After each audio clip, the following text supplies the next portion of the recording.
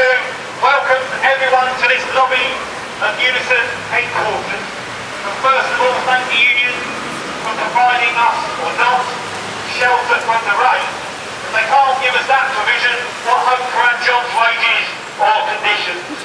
An offence to produce a cartoon of the well-known proverb that Gandhi himself used of the three wise monkeys. Why then have the union themselves allowed it to be produced by the South East region themselves, and not a single one of those members have been taken for disciplinary action?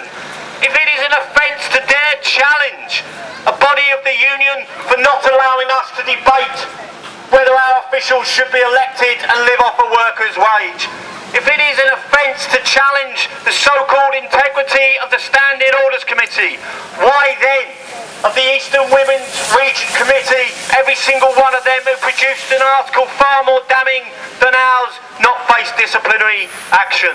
The brutal reality is the difference between us and the rest who've used the same image, who've made the same attacks, is that we happen to be members of the Socialist Party. All four of us have been elected year in, year out by our members. We have to face election. But unfortunately, too many who've been involved in our case have never had to stand for an election in their lives. How can it be that the unelected full-time leader of London was allowed to run a training course, and we have the evidence, where she was openly able to say there are branch secretaries in our region that have to be got rid of, and no, in particular, the Trotskyists in the union? I look forward to her being in court in 10 days' time and seeing how she will defend that action. I want to know why that my full-time official was told the reason he was being moved from my office and from running our branch was because he hadn't done a political job on myself. It's our trade union, but we need to win it back for the members. All four of us take the charge extremely seriously. We've been accused of racism. I see that as a slur. I see that as a slander. In my branch, over the last 12 to 15 years, we have fought racism. We have fought the British National Party on our doorstep.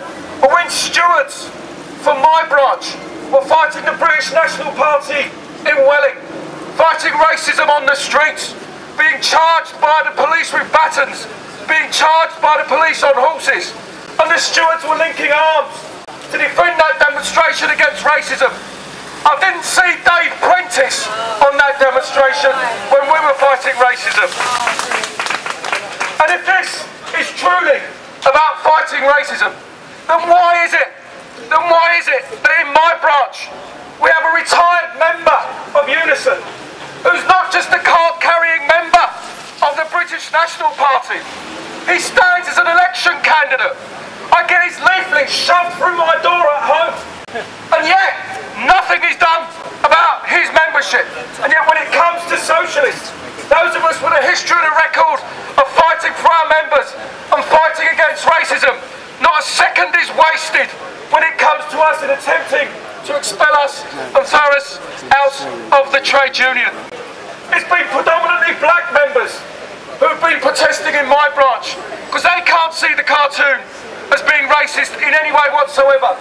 Yesterday, I had a phone call from an organisation called Operation Black Vote. Their website is headed the home of black activism, and they're supportive of the campaign. They've actually reprinted the cartoon. In my branch at the moment, we are fighting pay cuts. We are fighting pay cuts of over £5,000 a year for care managers. We are fighting pay cuts in our building sections that are being aimed at plumbers. And yet what is our trade union doing? Instead of supporting those members, it's attacking those who are fighting on behalf of those members. Our union is not fighting for us any longer. It's not out there where workers are actually trying to fight for their jobs and trying to improve their pay and conditions. They're in bed with New Labour, and they're going to stay in bed with New Labour until we actually get the message out there that it's time that it stops. In the 2 years since they brought these disciplinary actions, we've seen the Standing Orders Committee having to be much more defensive when it does rule out of action any of the motions, and I believe that that's because of the Defend the 4 campaign. And yet still, at the last conference, about 21 emergency motions were brought, and the vast majority of them were about MPs' expenses, and a lot of those were dealing with the fact that Unison money goes to those MPs that then actually are corrupt, as Glenn says, and actually abuse the system and get it to pay while they're telling us not to be greedy about our pay increases and there's no money in the kitty. The result of this decision means that if anyone as much as utters a word in condemnation or even to indicate that we should have the opportunity to discuss issues which affect our members, that we're not allowed to organise or to campaign or to challenge or to in any way, shape or form question the decisions of the Standing Orders Committee or of the people that advise them. Our branch submitted motions in 2007 and they were ruled out as non-competent. We submitted exactly the same motions word for word in 2008 and then they were ruled out for bringing the union into legal jeopardy, and the other one I think was ruled out because it was in conflict with the rules. But you can't have it both ways.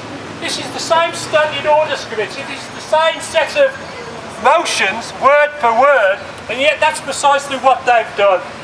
And I think that really shows that they'll go to any lengths to prevent our members from having issues that they want debated to be discussed. Because all we were guilty of, all four of us, yes, we were guilty of effectively fighting on behalf of our members. It was our members who decided that those were the motions that they wanted debated.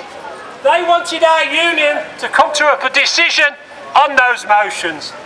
The rulings themselves effectively prevented any debate of those decisions. And that's all we were attempting to do. We were attempting to get conference to listen and then to decide. For that, yes, we plead guilty. What are we for? Defend the